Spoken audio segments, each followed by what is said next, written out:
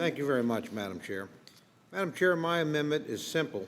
It restores the language carried in this bill for over 45 years that protects life and prevents federal taxpayer-funded abortions. Since it was first enacted in 1976, it's estimated that this provision, known as the Hyde Amendment after its original author, the late Congressman Henry Hyde, has saved more than 2 million lives. The language has been supported by lawmakers and signed into law by presidents of both parties every year as part of the appropriations process. And every Democratic member sitting in this room today has voted for it in the past as recently as last December. When President Biden was serving in the United States Senate, he supported including the amendment in appropriations bills and showed support for this provision as recently as just 2 years ago while campaigning for president. He's since flip-flopped on this issue under pressure from the far left, which controls the Democratic Party in this area, and has proposed removal of protection in his budget request. But this bill goes even further than just forcing American taxpayers to foot the bill for abortion on demand. This bill also deletes conscience protection language added 16 years ago by then Congressman Dave Weldon.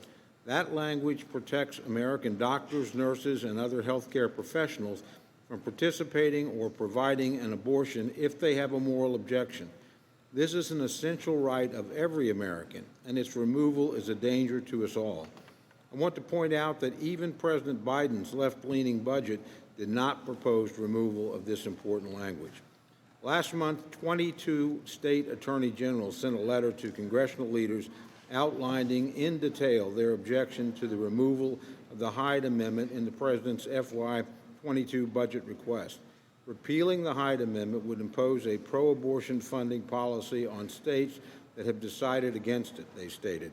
The Hyde Amendment allows states to choose to fund elective abortions or not with state taxpayer dollars, and the people and elected representatives of 34 states have voluntarily chosen not to do so.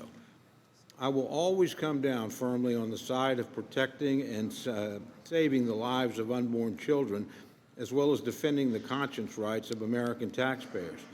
I do recognize that the issue of abortion is emotionally charged and that many Americans have differing points of view. But even for Americans who consider themselves pro-choice on this issue, many, if not most, don't believe tax dollars should be used for abortion. In fact, 60% of Americans oppose taxpayer funding for abortion. Gutting the provision, a provision that has been included in appropriations bills for nearly 50 years, is certainly an overreach by the left. But in my opinion, it also threatens to destabilize the entire appropriations process, because this bill will never become law if the Hyde language is not included. Democrats in Congress simply do not have the majorities capable of passing this bill without Republican votes. The United States Senate will never pass this bill without the Hyde language. And 200 of House Republicans have already signed a letter to congressional leaders earlier this year pledging to oppose any federal government funding bill that would weaken or eliminate long-standing pro-life protections. Madam Chair, I think abandoning all the work done this year in favor of a full-year continuing resolution that simply reestablishes the budget negotiated by the last Congress and President Trump would be a failure in our responsibility as legislators and as appropriators. But that is the path we are on, this bipartisan language protecting taxpayers and vulnerable unborn children is not included. I want to again reiterate those points I made in my opening statement. There are several deeply concerning and troubling parts of this bill. There are many amendments that could be offered to make this bill better and address those concerns.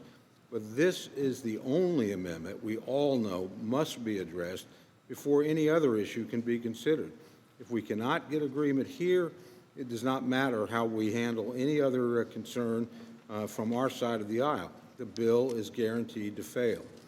There's no moral equivalent to life or death. The preservation of one of our nation's most enduring compromises to protect life and respect religious belief goes back to our founding principles. Any other issue falls far short of that standard. That's why we offer this amendment first, That's why this amendment has unanimous support on our side, and that's why we'll vigorously fight to ensure the amendment is included in any final agreement. No other issue that we discuss today will carry such importance. Removing the Hyde Amendment is an extremist left-wing proposal that is out of step with the values of the American people and cannot become law in this Congress. I urge the passage of the amendment, and I yield back the balance of my time.